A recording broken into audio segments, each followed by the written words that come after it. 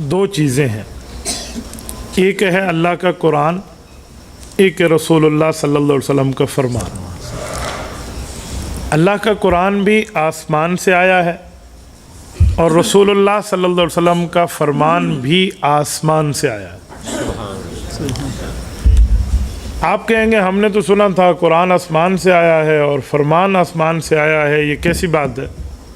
تو میں آپ کے سامنے پروف کرتے ہوئے کہتا ہوں، سورت نمبر 4 سورت نساء آیت نمبر 113، رب کریم نے فرمایا وَأَنزَلَ اللَّهُ عَلَيْكَ الْكِتَابَ وَالْحِكْمَةَ کہ محبوبہ میں نے آپ پر قرآن بھی اتارا ہے اور حدیث بھی اتاری ہے۔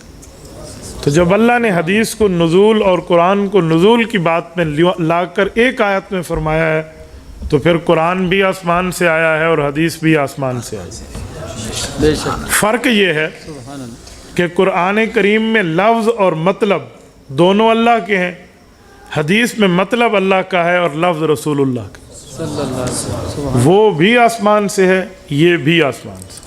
نمبر 2، یہ جس حدیث پاک کو ہم پڑھ رہے ہیں یہ پیغمبر کریم کے ان فرامین میں ایک فرمان ہے جو آپ کے اور میرے لیے ایمان کا محور ہے۔ اور یہ بات ذہن میں رکھ لیں کہ ایک ہوتا ہے دلیل دینا، ایک ہوتا ہے ایمان لانا۔ ایمان لانے کا معنی ہے ماننا، تسلیم کرنا، اور دلیل دینے کا معنی ہے کہ گفتگو میں دوسرے کے سامنے اپنے دلائل پیش کرنا۔ ترتیب دلائل میں قرآن پہلے ہے، حدیث بعد میں، لیکن ترتیب ایمان میں حدیث پہلے ہے، قرآن بعد میں۔ سبحان اللہ۔ آپ کہیں گے حدیث پہلے کا مطلب؟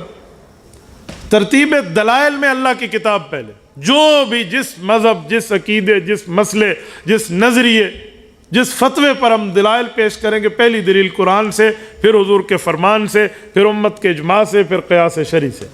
لیکن ایمان لانے میں فرق اور ہے، ایمان لانے میں حدیث پہلے ہے اور قرآن بعد میں۔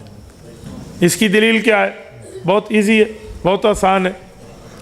قرآن کریم کس کی کتاب ہے؟ اللہ۔ یہ بات ہمیں کس نے بتائی ہے؟ مجھے جواب دیجئے، قرآن کس کی کتاب ہے؟